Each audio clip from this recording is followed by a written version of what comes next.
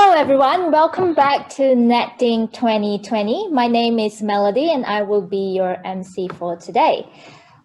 You are now joining us for our second panel, Truth and Trust, Misinformation and Disinformation session, which is broadcasted live from the University of Queensland, Brisbane. Before we begin, I just have 4 things to remind you. All sessions are recorded and live streamed to YouTube. Secondly, be mindful of our code of conduct published on netthing.org.au and also in this chat. If you're feeling confident today, how about sharing a photo of you joining us from home or your office using the hashtag NetThing2020 or hashtag NetThing by checking out the photo booth selfie provided by our sponsor GoDaddy Registry. Link is also in the Zoom chat. If you have any questions or comments for the panel today, use the Q&A button to type your questions, or if you're feeling a little bit confident, raise your hand so we can unmute you and you can ask your question audibly. Use the Zoom chat box only for questions not related to the panel. That's all from me. Now it is my pleasure to introduce our moderator for this session, Pradeep Thomas, who will introduce our panelists for this session. So over to you, Pradeep. Thank you, Melody. And welcome to the second session. And this is going to be on truth and trust. And we've had, in the early discussions, we all recognize the fact that the internet and contemporary media platforms have contributed immensely to the expansion of free speech, okay? And to new possibilities for storytelling. And that's a reality throughout the world, right? And yet we know that this environment is also a fertile ground for all sorts of misinformation, unintentional, disinformation, intentional, fabricated content, manipulated opinion, that is kind of strategically used to manipulate audiences.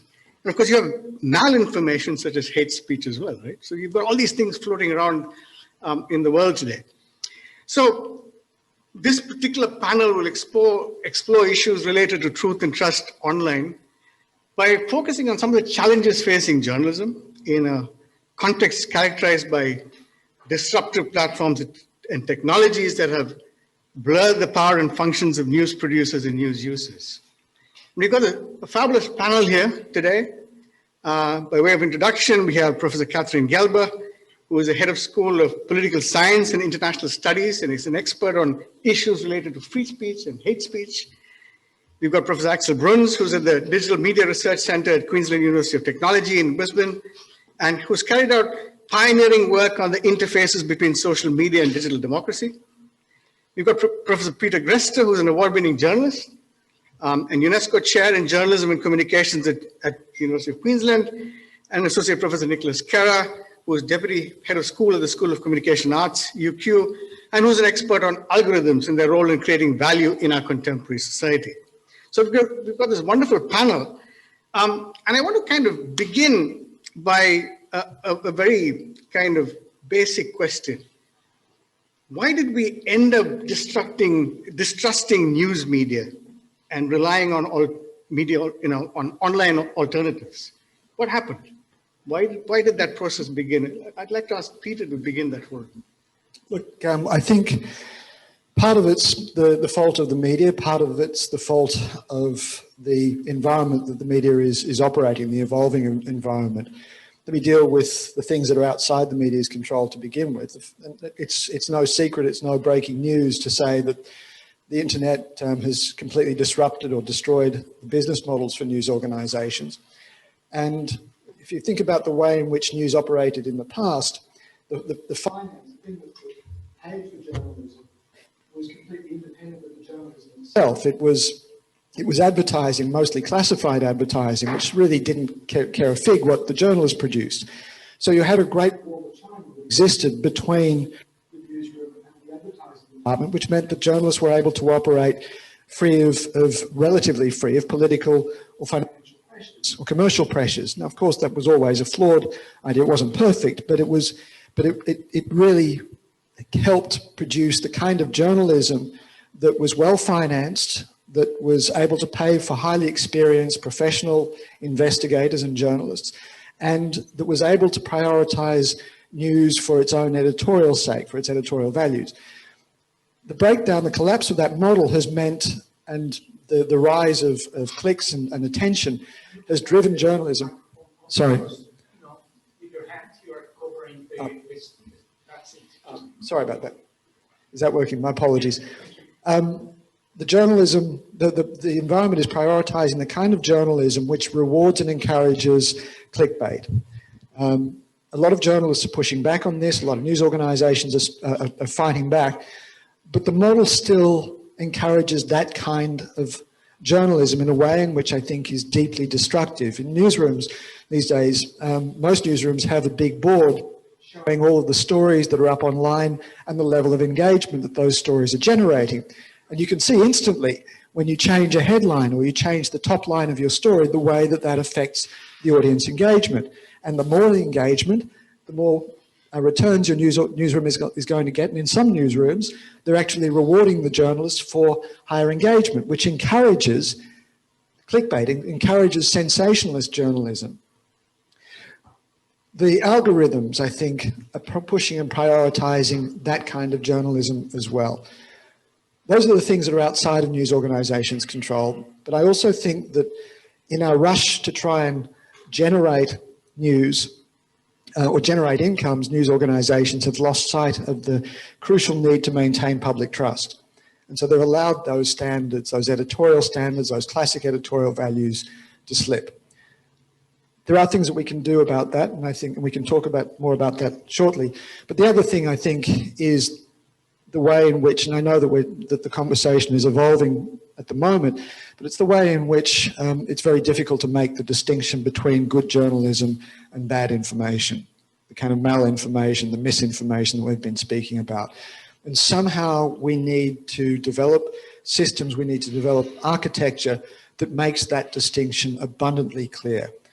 Again, I have some ideas about how that might happen, and we can talk about that shortly, but I think that the blurring of those lines between good information and bad information, between quality journalism and misinformation and malinformation, makes it much easier to discredit any kind of news that might be run counter to the kind of narratives that each of us has, that politicians have, that run counter to particular ideologies. And without those kinds of clear boundaries, we lose the capacity to have any kind of middle ground, any common ground that we can have shared conversations with. Thank you.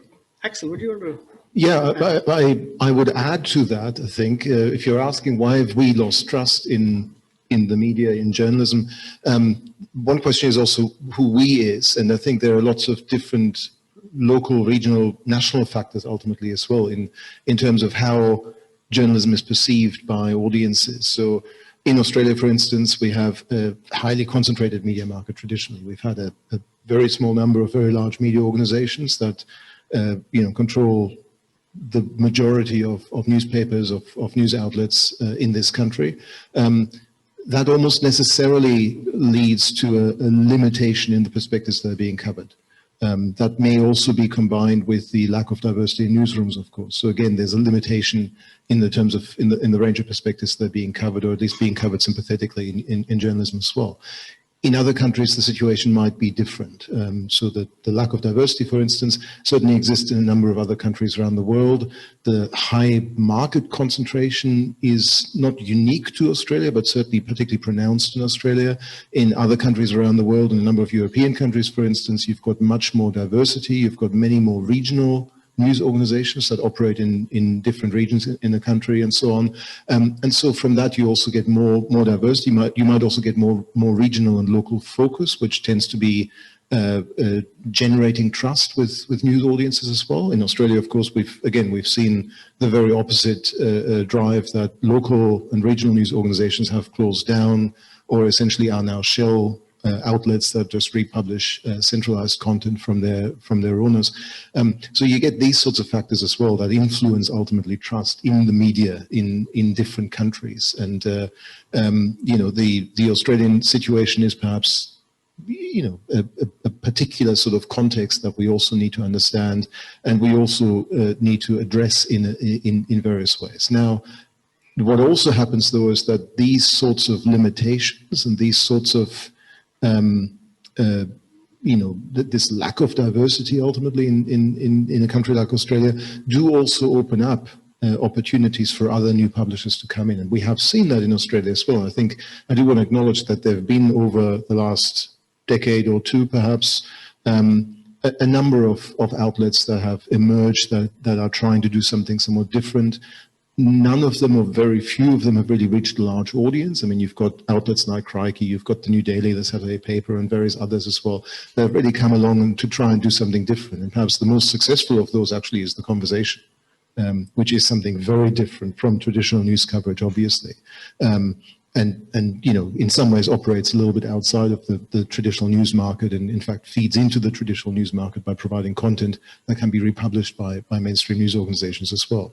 But there has been an opportunity to innovate in a sense as well that came from the lack of innovation, I would say, in mainstream Australian news.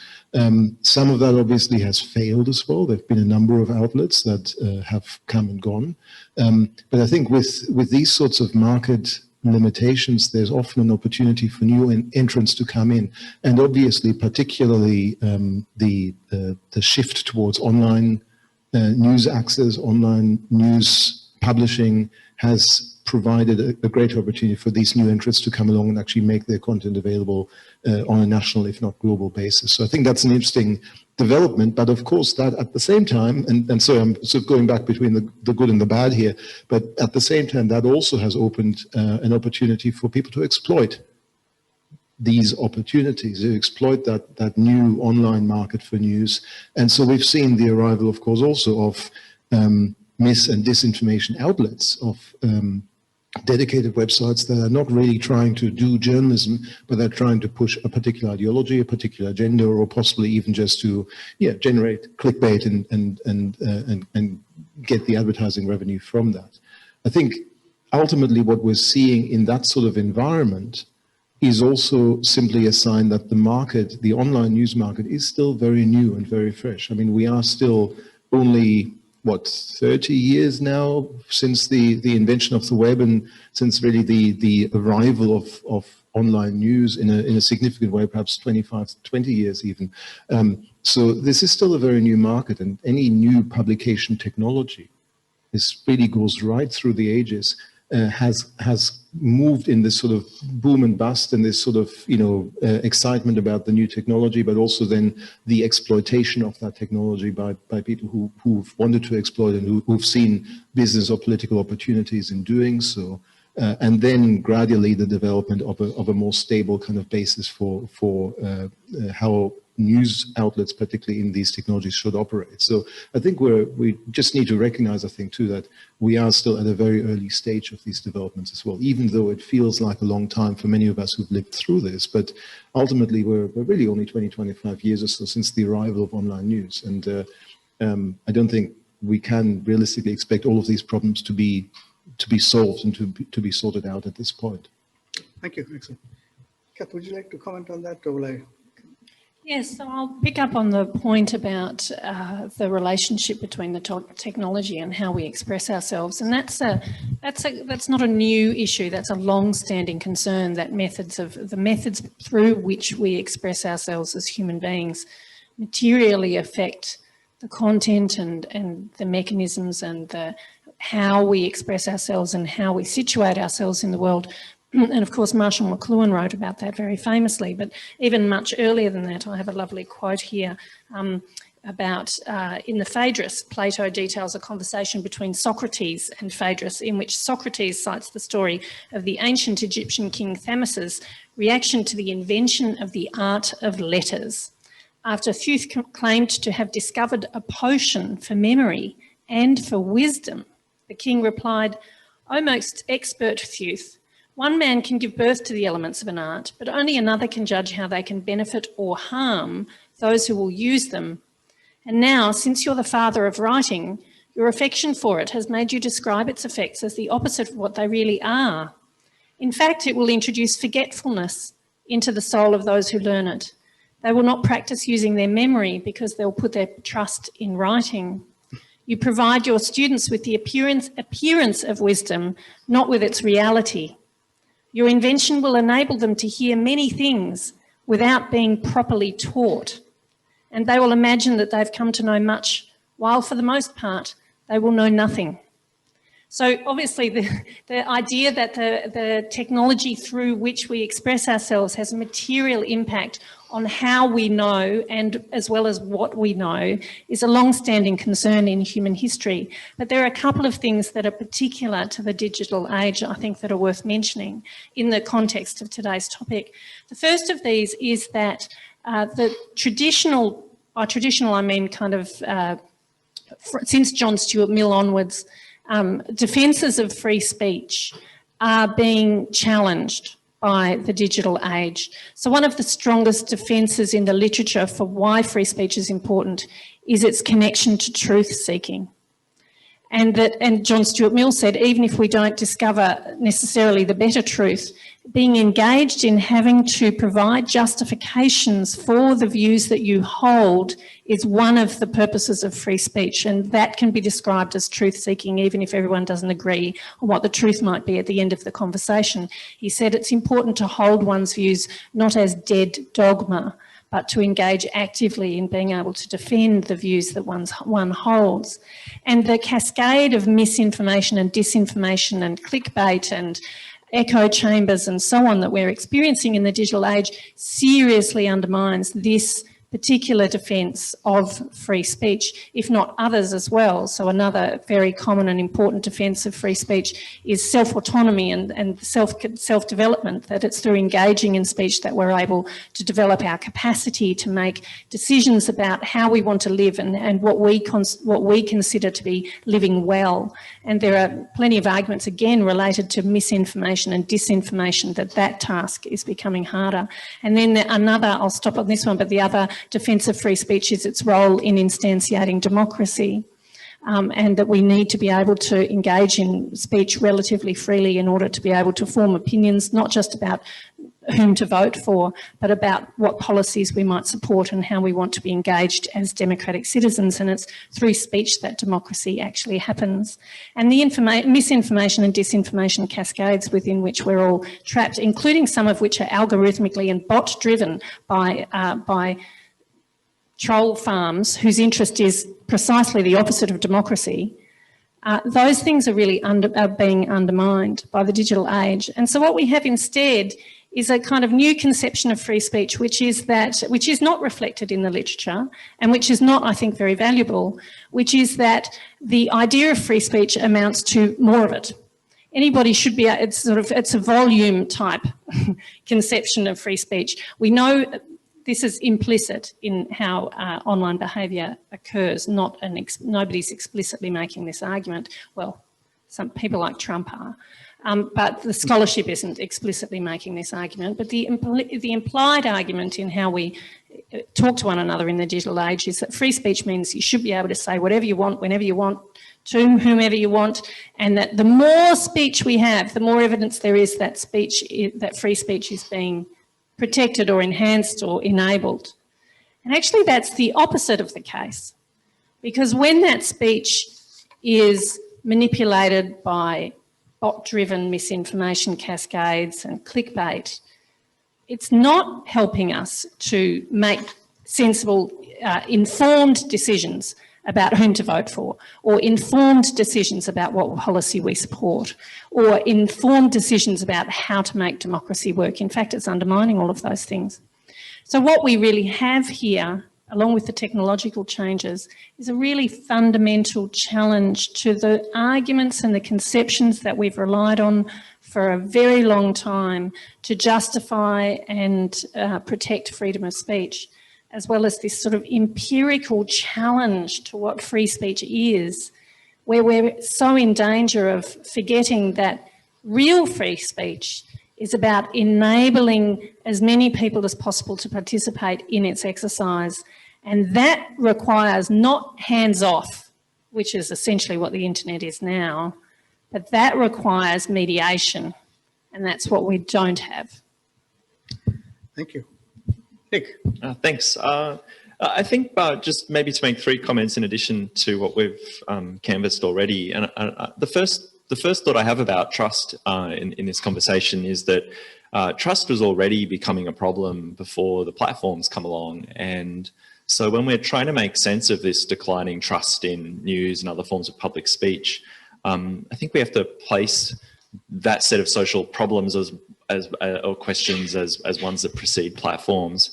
And in fact, if we go back to the decades before platforms, the ways in which distrustfulness of the news and of public forms of speech was being celebrated as savvy forms of citizenship, that in fact our culture spoke to us in ways that encouraged us to distrust the news, and this was celebrated as a kind of participatory part of our democratic culture. And I think these are important kind of currents for us to keep in mind, so that we don't get into sort of deterministic arguments that place all of these problems within the realms of what platforms have done. But that, of course, does not mean that platforms should be let off the hook in any sense, because I think they supercharge these problems. The second thing I think is to have a sense of what happens to trust within the logic of the kind of attention economy that the platforms have built, and to think carefully about how trust is embedded in narrative. And I think with the platforms, my sense of it is that they don't, in a sense, as forms of media, follow in the lineage of newspapers and radio and television. They much more closely almost follow the lineage of the poker machine. They're programmed to optimize and sustain attention. They're not programmed to construct narratives that we engage with in a kind of continuous basis. And maybe the third point to make to kick us off is that trust is bound up with the way in which strategic communicators are privileged in the platform ecosystem. So for platform strategic communicators, be they political actors, political parties, foreign entities, advertisers, whoever are clients, they're paying clients who want to optimize the platform model. And news media are not and haven't been treated like clients within the platform ecosystem. And so this privileges strategic communicators in really profoundly new ways that we need to grapple with. Thank you. I'm now going to ask very specific questions to you, given the fact that you're some of your researchers, some of your well-known journalists here. I'm going to start off with Peter. So you work with legacy media for a number of years, okay? Al Jazeera and many others. And that's now one kind of player in a changing media environment, characterized by all these blurrings between news producers and news users, okay? And you've been a prominent journalist in the public eye, committed to truth and trust. Does legacy media have any role at all in truth-telling, as was the case in the pre-internet era, or are they destined to become irrelevant in the context of the social media news environment? Gosh, I wish I had a crystal ball for that. As much as you said, my career is rooted in legacy media. I started in commercial television in Australia. I worked for Reuters and the BBC for about 15 years and Al Jazeera. So I am a product of that legacy world. But I honestly believe that they are dinosaurs doomed for extinction. I really can't see how. It's possible for them to evolve, but Axel was talking about the last 15, 20 years of digital media, and although it is in the span of human history merely a blink of an eye, I think it's a long time for those organizations to have to figure out how to adapt, and they haven't. They're really still struggling to try and maintain those old models, those old mechanisms, the old systems of ways of working, and try and shoehorn themselves into a digital world that just isn't designed for that. And so I frankly think that unless they're able to radically reform and we're able to radically rethink the way that they operate, they're pretty much finished. One of the problems though that I think we're doing is trying to force news organizations, legacy media and journalism generally into an environment that is not fit for purpose. As Nick said, the systems are designed to harvest our attention, to grab our attention. And they're designed to do that, to generate advertising revenue for the tech companies in Silicon Valley.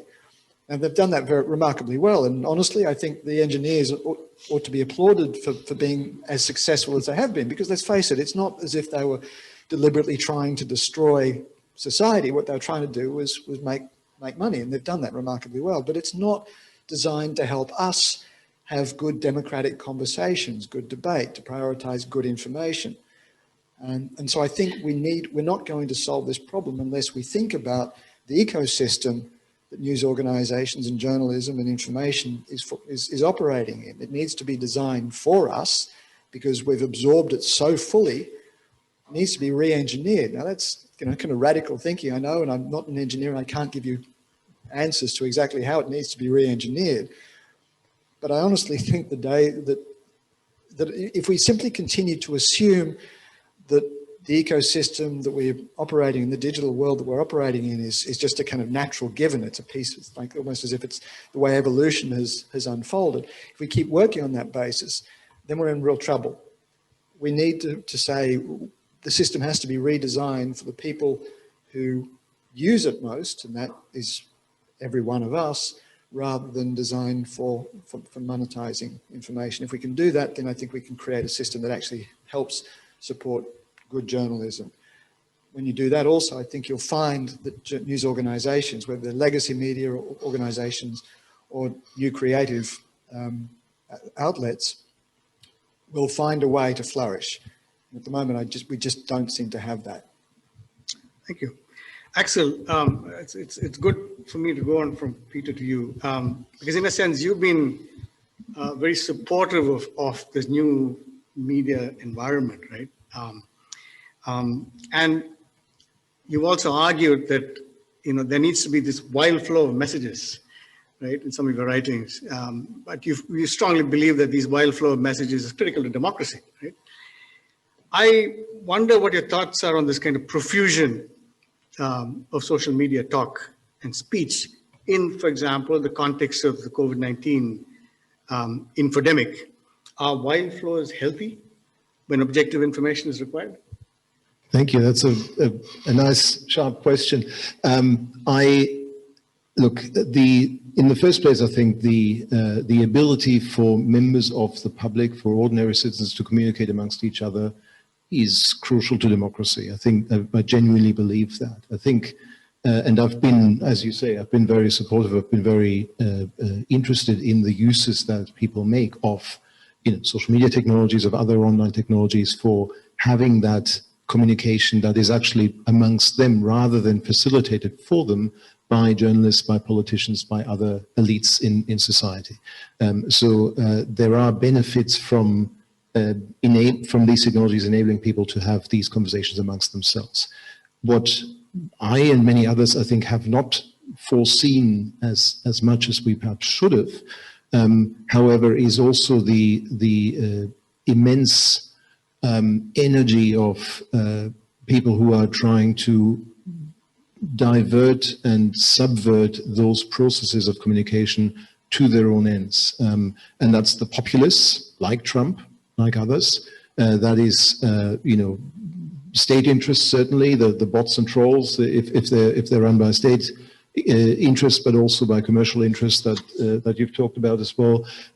So the amount of human energy that's been put into subverting essentially the course of this kind of public discussion by interfering with it in some form, by channeling it in a particular way, it's probably something we should have seen coming, because again, I mean, as you've said, this has happened with almost every communications technology we've had in the past as well, from the invention of rhetoric and the subversion of that to make people do things, to the role that radio, for instance, has had, and the way that fascists in the 30s and 20s and 30s have subverted the technology of radio to whip up the masses into supporting their causes. So there's always been populists and others who have pushed a particular message very strongly, who've used the latest technology of the day in order to do what they've done. And that's something that perhaps we should have foreseen more also as something that would happen almost inevitably with online and social media as well. So that I think is the challenge that we have right now, that these technologies are being used, are being misused, certainly, in many ways also for these sorts of purposes. And that we we as society, as well as the platforms and the operators of those platforms, don't necessarily have the wherewithal, the skills, the understanding, perhaps also the sort of the urgency in responding to these sorts of forms of subversion, of misuse that we should have, and that there is perhaps a tendency to say, well, it will pass, it will go away, and eventually it'll be okay again. I think we're seeing now that it's not okay, and it's not going to go away again without the intervention. And I think we're at that point now where we actually do need to, as you've both said, I think already, as you've all said, need to think about how we actually might intervene in this. Where I don't know, perhaps I disagree a little bit with Peter, but perhaps it's just a different interpretation, is I think if we think about a sort of a re-engineering, I think it needs to be both the social and the technical re-engineering, because I think the technology itself, certainly there are issues, and there are many improvements that could be made to social media platforms to start with. But ultimately, this is also about the social arrangements around these technologies, I think. I mean, right now, one of the significant problems that we have with the way that social media platforms are run is, again, that they're run by a highly non-diverse, very limited group of people. They're tech bros, basically. You know, people with very limited life experience, very limited social experience, very limited social skills. If I can, sorry if I offend anyone who's listening who identifies as a tech bro, but ultimately, if you look at the Mark Zuckerbergs and the Jack Dorseys of this world, they're not particularly well-read or well-experienced people. Ultimately, they've come into this at age 20 by inventing this thing that has taken off for whatever reason. But ultimately, they haven't really bothered to learn about what effects it might have on society. They haven't really bothered to learn about society in the first place, and what perhaps what their social responsibilities might be. A lot of that is being pushed onto them now, ultimately by by the occasional kind of grilling they get in US Congress. So, one element of that re-engineering might be that actually the users, and however that's organized, but the users actually have more say in running these things. Users, by the way, historically have already always pushed back against some of the interventions that platforms are making. If you look at the history of Twitter, if you look at the history of Facebook, users have continuously tried to re-engineer these platforms to their own ends, to work around the restrictions that the platforms themselves have put into place. A basic example, just to name one, I don't want to go on for too long, but the way that Twitter users, for instance, have collaborated in developing collaborative blocking technologies to basically flag bots and trolls and the purveyors of hate speech, and develop blocking lists that they could use to remove all of these from their networks. Twitter has, for the longest part, actually fought this quite actively, because in some ways it undermines their business model, of course, for accounts to be blocked by users and blocked en masse. And really only very recently have they started to come around a little bit to actually accepting these sorts of technologies. That's just one example, but essentially users have always understood the platforms better than the platform operators, and have always had a better idea, I think, of what they wanted out of these platforms than the platform operators. And in many cases, of course, what the users want goes quite directly against the business interests of the platforms themselves. So that kind of struggle, the balance there needs to be shifted in one way or another, I think, between the platforms and the users of those platforms. That's one way of socially re-engineering these platforms, I think. And there are probably others that we could brainstorm, but I might leave it there at this point. I've gone on for long enough. Okay, Nick, algorithmic control and the role that they play in this environment that we're in. Can you kind of comment on, truth and trust in the context of this kind of control? On the what we should do about it, or No, the features of it? Or both? Features of it. Features of it.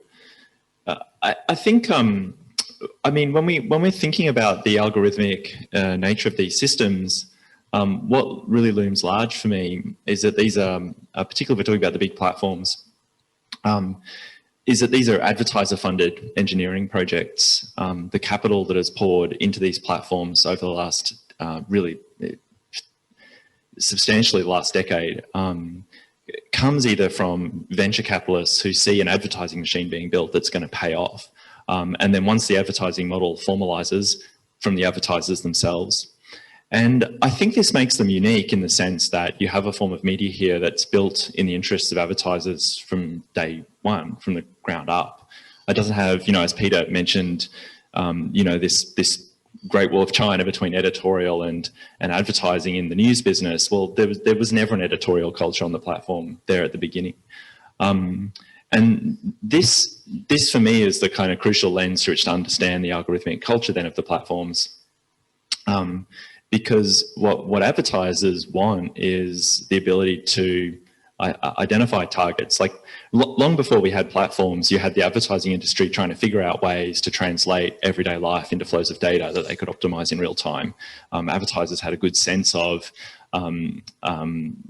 this going back to the 60s. There's actually there's this great interview in Wired magazine with Baran, and he's talking about a talk he was invited to give to the American Marketing Association in the 60s, because they were looking at the internet, back then and going, wait a second, this is exactly what we've been thinking of, And so I think once you have that lens in place, then you can begin to understand that the algorithmic logic is about translating everyday life into data so that you can optimize attention, in order to get to an end. And so it's a very operational mindset. It's not a mindset that pays attention to the kind of values we've been talking about here, about speech or public understanding, or making sense of the world that we live in collectively and how we might build that world collectively. It's an operational mindset in the sense that it is looking for a desired outcome and it wants to program its way to that outcome over and over again.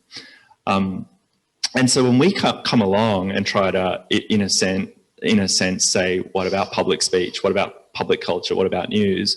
We're effectively trying to retrofit those concerns into a model that's been engineered to do something else entirely. And maybe to go back to Peter's analogy, it's almost like trying to come along after you've built the thing and put news inside the advertising department and say, let's see how that goes. I think that's the nature of the kind of problem that we have. Thank you. Kat, in a sense, it's this, we deal with free speech and hate speech in the context of these algorithmic cultures, right? And you've argued that, there's no consensus on free speech in Australia, right? And that this is only skin deep. So how do you reconcile the plenty of speech that we have online with this lack of consensus on free speech?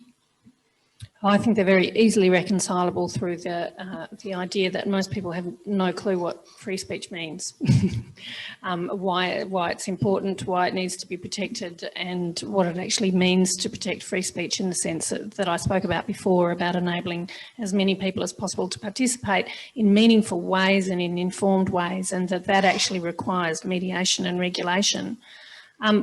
I think, so I completely agree with what the other speakers have said, and particularly with what Axel was saying about the need for that need for an intervention now, and a need for a regulation, a need for an ability to do something about this sphere. The problem is that, as we know from the free speech versus hate speech debate that's lasted at least a couple of decades now or more, there's hugely disparate views on how one might do that mediation and regulation and on where the boundaries lie. And we're seeing even just elements of this in the I was about to say ridiculous, but in the contours of the current free speech debate in Australia, in which claims are made repeatedly that are known not to have any evidence about a supposed free speech crisis, a situation in which government seeks on the one hand to protect freedom of speech, for example, for people of religious faith to be able to say what they believe according to their religion, but on the other hand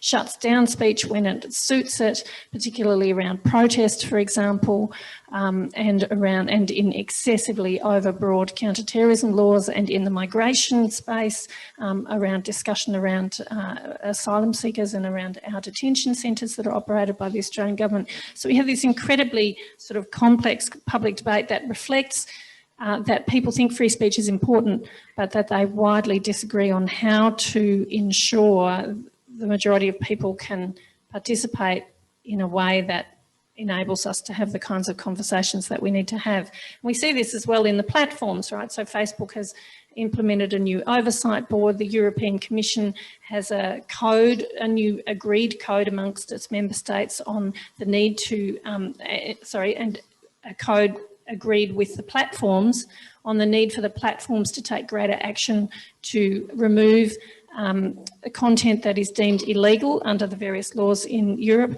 and they release 6 monthly reports on how well the platforms are doing. And yet at the same time, we know that the volume of harmful speech online is just increasing exponentially. Some of it, of course, is bot-driven, and we have massive disagreements about where to draw the line on hate speech and where to draw the line on speech that can viably or legitimately be regulated and the speech that can viably and legitimately be restricted. So we have agreement, I guess, at the extremes, threatening, some true threats, some types of obscenity, some types of incitement to lawlessness or incitement where you can identify a good causal, strong causal and temporal link between the incitement and something terrible happening. But beyond that kind of extreme, there's massive disagreement about where to draw the line. So, you know, I think I know where, I think I have a pretty clear view of where those lines can be drawn, but I struggle to convince people of them. And in fact, I'm currently involved in a project with 3 other investigators that's funded by Facebook, looking at how well or how appropriately Facebook deals with hate speech in the Asia Pacific. And we had a session at the Facebook headquarters where they were trying to give us examples of the kinds of things that they pick up as hate speech. And they gave an example and they said they gave 3 different examples, but there were 2 slides, and they said, which one of these 2 is hate speech?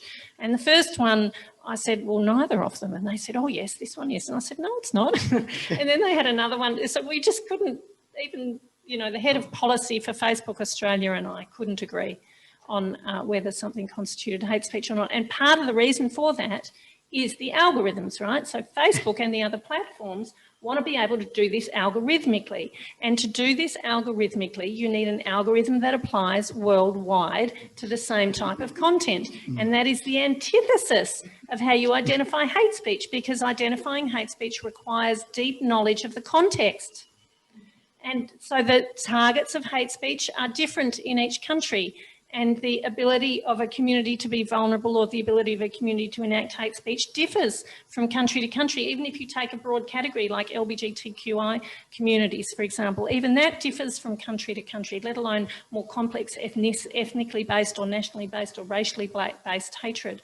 And so you can't have a single algorithm that's going to solve the hate speech problem globally, but that's what the platforms want. They want one algorithm that's going to do this, that's going to automatically detect and automatically remove it. And so we're in this, and I tried to say, you can't do that. That's just not going to work. You need contextual knowledge. And I do believe that the platforms are trying to learn. I don't believe that these efforts, considerable efforts they're making to reach out to researchers and to fund research and to reach out, I don't believe that that's all just, you know, smoke and mirrors. I do believe there's a genuine desire on the part of the platforms to do better and to respond to this global outcry about the harms that are committed in the spheres in which they operate and the spheres that they facilitate and they enable. But boy, we're a long way from reaching agreement on how to do that. Can I just respond quickly? I mean, to that observation about an algorithm that works globally to deal with something that's really contextual.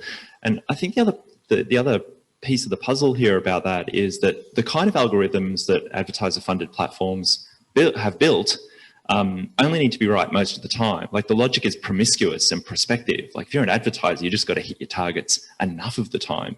But the kind of algorithms that, then take that logic and try to create algorithms that can control something really precisely. Well, that is just not the kinds of models they've been building, or that you really, I think we'd agree here, probably could build. But they can't, I don't think, see that, because the logic of the algorithmic models they have built are tuned for promiscuousness, tuned for spreading information, not controlling its spread. And they're also tuned for moving people towards slightly more extreme versions of the views that they came onto the platform with. And maybe I'm really naive, and you can answer this question, but shouldn't it be possible for the algorithms to drive them to better information and less extreme views? I mean, maybe that counts, maybe that would counter the clickbait and so it wouldn't work for the advertisers. But the algorithms that they write drive people into this. Look, I think that in a way it feels to me a little bit like the early days of the invention of the vehicle. You know, we had a piece of technology which transformed the way society worked. And it was organized, driven by engineers that were trying to create these mechanical things, these mechanical beasts. And it took a while for us to recognize that you needed, not to scrap the vehicle altogether, but we needed rules of the road. We needed emissions controls. You needed braking systems. You needed all sorts of pieces of both technological and social fixes that enabled us to work with it. And the vehicle companies, the car companies at the time screamed and shouted about it because they said it would bugger up their engineering, it would destroy their business models. Well, at some point you've got to say tough, we need to work with it, it needs to work with us. And so I agree that I think we're in the early stages of this, but we also have to recognize that I think the days of the free-for-all internet are dead. And the sooner we accept that, and the sooner we accept that there has to be both technological and social fixes, and I do agree with Axel on this, that it's not just an engineering fix. We need sort of social rules, we need socially accepted rules of the road. But that also requires political will and political direction. And it requires, you know, engineering that helps corral us into those kinds of channels towards the center rather than the extremes. And I think that, you know, the sooner we have these conversations and the sooner we accept that that's the way the system has to operate, then I think we'll start to move towards a solution. Thank you. I know we've got a couple of questions coming in online. Yes, we do, Pradeep. Can I read them out for you? Sure. So we have the first question from Andrew Guggle. Could I ask the panel to what extent they feel the destructive effects of social media have been overstated in light of literature that suggests a majority of people in advanced democracy will still access news via other means, and evidence for the existence of filter bubbles and echo chambers may be weaker than previously thought? Excellent. I think that's probably a question for me because I've just published a book on filter bubbles and why they don't exist. Yes, I think there is obviously, and particularly, I'm sorry to say, also in journalistic coverage, there tends to be a bit of an over-focus on some of these aspects and some of these concepts that ultimately have been very difficult to prove, echo chambers and filter bubbles particularly. Now, there's two things to say. There are clearly some very highly negative effects of social media. I'm not trying to hide these. There is hate speech, there is abuse, there is the circulation of mis and disinformation. Some of that can be physically and personally harmful to the point of death. So there is all of that. At the same time, what we've also seen, particularly during the pandemic, is also the incredible importance of social media in maintaining sociality between people, particularly when you're in lockdown, particularly when you can't go out and meet other people. Social media have often been a real lifeline for people as they've been locked down, as they've had no other way to really, well, other than Zoom calls, I guess, to engage with others, particularly from their family and friends network. So there is a balance there between the positive and negative effects. That's something we should not forget, and we should not just focus on one or the other of those aspects, I think. Our challenge is ultimately to increase the positive and to decrease the negative effects. When it comes more to the specific question of filter bubbles and echo chambers, there is very little scientific evidence ultimately for their existence. There are plenty of studies across a number of areas that show that search results, and this is where the idea of the filter bubble first came from, that every one of us would search for the same thing but get different results, and so ultimately we are in our own little filter bubbles. But there's been 3 or 4 studies just over the last few years that have shown that search results, independent of who you are, tend to be incredibly uniform, particularly for political topics as well. So you search for particular political topics, what comes up are essentially the same stories, often in the same order, from the same, in the US, from the same 4 or 5 news organizations as well, by the way. So if anything, the entirety of the US is in a filter bubble. And it's not that, you know, the right wingers only get Fox News results and the left wingers only get MSNBC results or something like that. That's really been entirely disproven. Something very similar exists also for social media. Again, a lot of the social media studies that have looked at the networks of interaction, that have surveyed people about their experience of social media information that they're receiving via their networks have shown that people actually get quite a diversity of information. In the last US election, Pew Center ran a survey and asked people, what are you getting? Are you getting mainly Republican, mainly Democrat? And people were largely upset about the amount of counter-ideological content that they're seeing in their networks. So rather than just being in their own little Democrat or Republican bubble, they were kind of, they wish they were, basically, but they weren't. So again, that's a clear sign that these sorts of things are overstated. I think where filter bubbles and echo chambers may have some role, or where there is some limitation, where some limited effect might be on the very fringes of society. So you've got, you know, your anti-vaxxers and your anti-5G activists who largely operate in kind of a network of others who perhaps have similar views. But ultimately, even there, what these sorts of groups and others that are spreading misinformation and disinformation are doing is to exploit the very absence of echo chambers and filter bubbles for their purposes. Because if you want to spread the news from their perspective that, you know, COVID doesn't exist and it's all caused by 5G or these sorts of, you know, conspiracy theories, you know, if you were in a filter bubble or echo chamber and you push that information, it would only reach others who are already convinced of it. But what misinformation and disinformation actively is trying to do is exploit the very absence of these limitations and get that sort of view out to the general public. The very thing that populists and conspiracy theorists and others who are pushing a particular agenda are doing is to try and reach and convince ultimately a large mass audience. And that couldn't happen on social media if we were all in our own echo chambers or filter bubbles. Anyone wants to add to any contrary view? No? What about QAnon? QAnon, that's another big conspiracy theory. Well, and again, I mean, if QAnon had just existed in its own little Q bubble, you know, none of us would ever have heard of it. But now we are at the point where you've got people running for US Congress and probably being elected in November who are open QAnon supporters. So, you know, again, this is broken out into the mainstream, and it could not have done that if we'd had echo chambers or filter bubbles that they're all locked in and where they can only talk to their own people.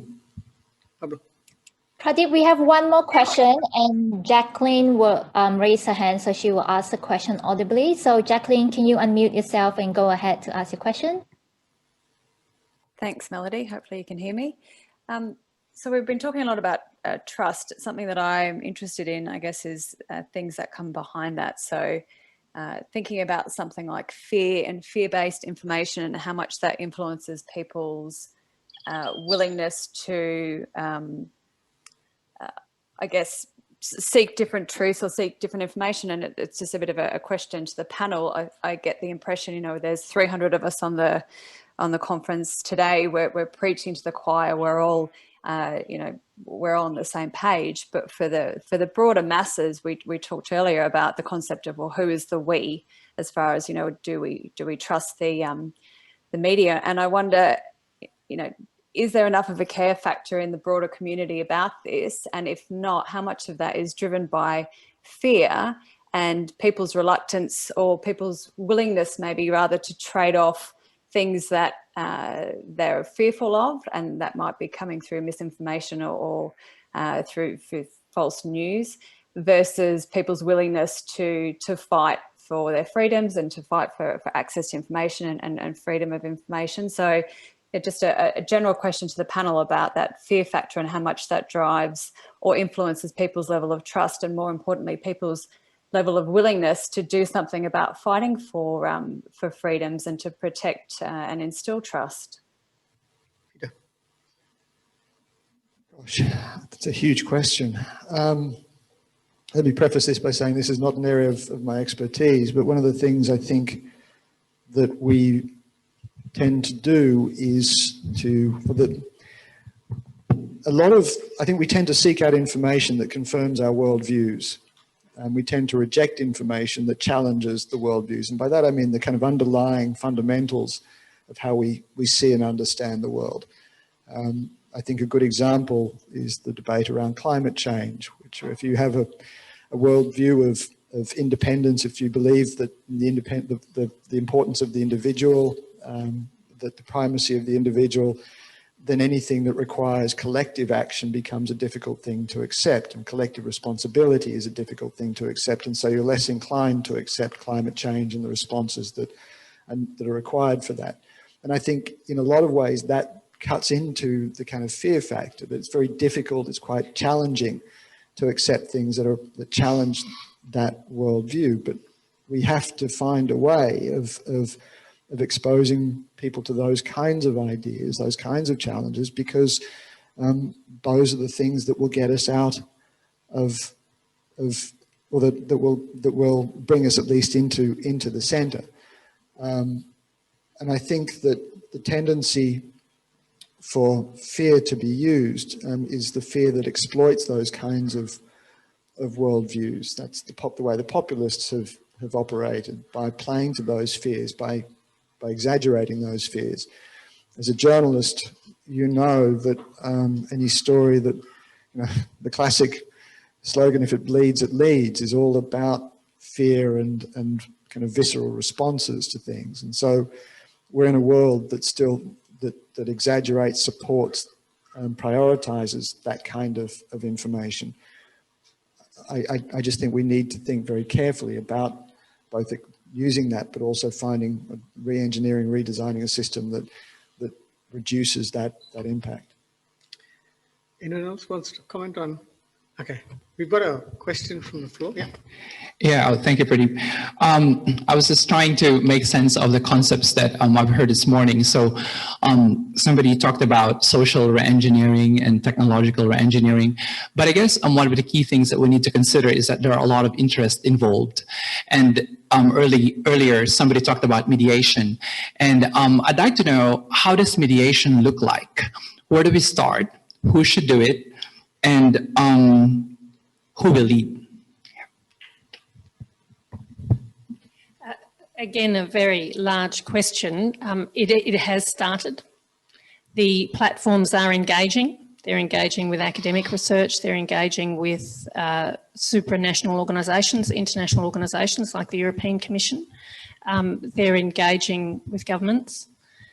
Governments need to be, I think, domestically less scared of taking them on. There's certainly a view, I think, a sense that governments are a bit scared to take on the big platforms. Big platforms have a lot of space and capacity to argue against them. We saw that recently with Google, wasn't it?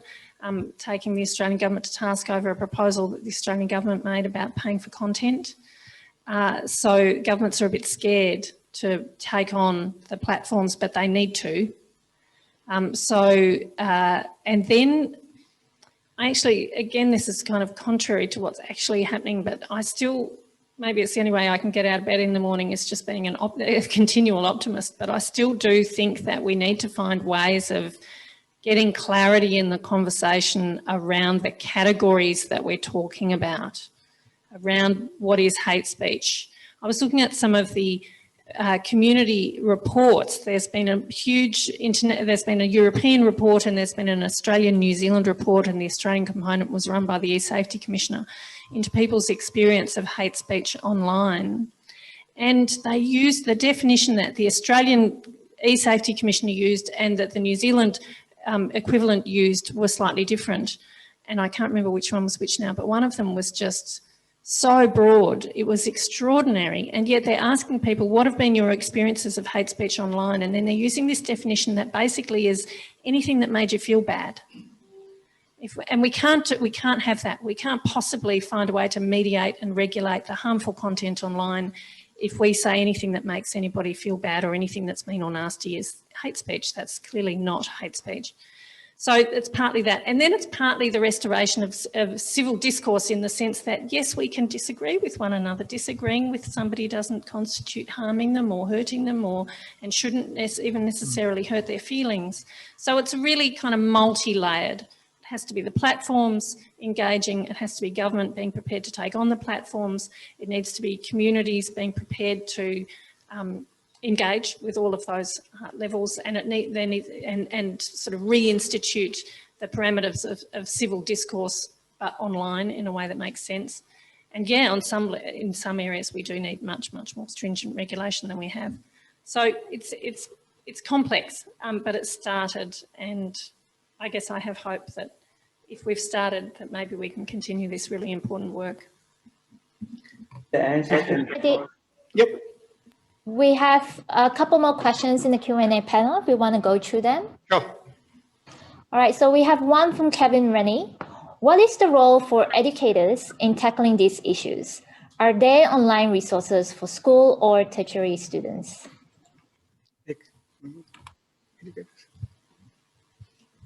Yes, there are lots of there's lots of information available. So in Australia, the Office of the E-Safety Commissioner makes information available. There are from platforms themselves. They now make regular reports about the extent to which they're removing fake identities, hate speech, and a number of violent platforms. Obviously, after the Christchurch incident, Christchurch massacre, there was a very big push on platforms to be able to act more quickly against those kinds of things.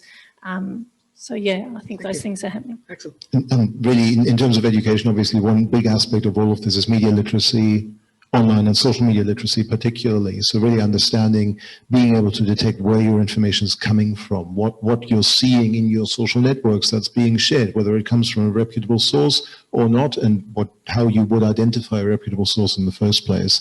The only downside to that is that ultimately the fringe dwellers, if I can call them that, have also very much weaponized media literacy.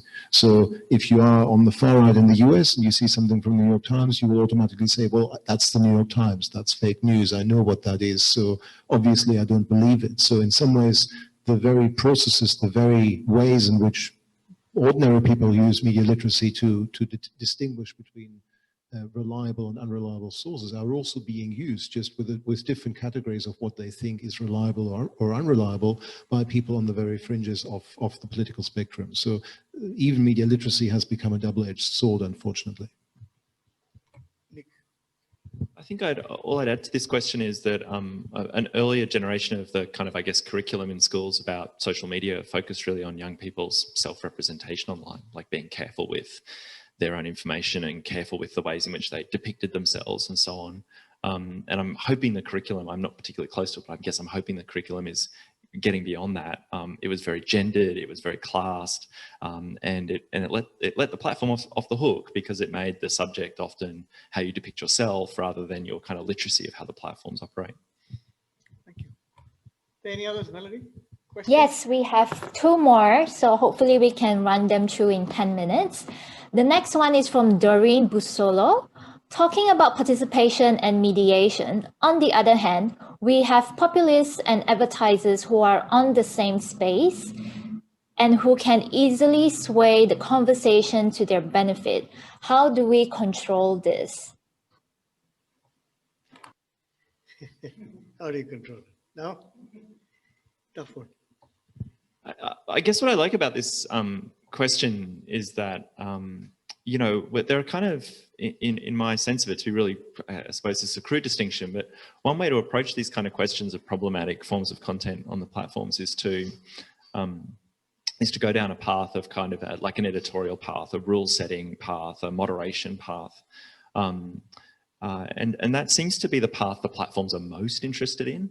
But the other path is to say, wait a second, you can't fix those kinds of issues. You can't deal with them substantially unless you go and look at the underlying model of the platform. You look at its advertising model that's designed for advertisers and people in the information sphere who want to act like advertisers.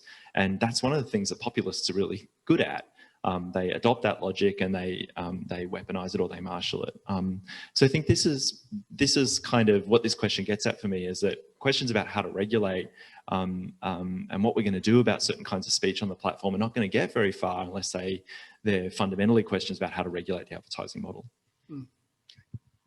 Yes, and if I might just add briefly, also there are some very, very important critiques put out by people like Human Rights Watch about how authoritarian governments are already regulating the internet in ways that are not doing what you're suggesting, but that in ways that seriously impact on people's human rights.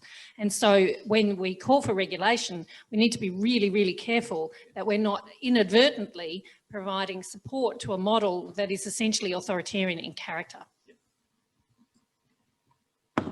We have a question from Jacqueline Knight. Jacqueline, would you like to unmute yourself and ask your question?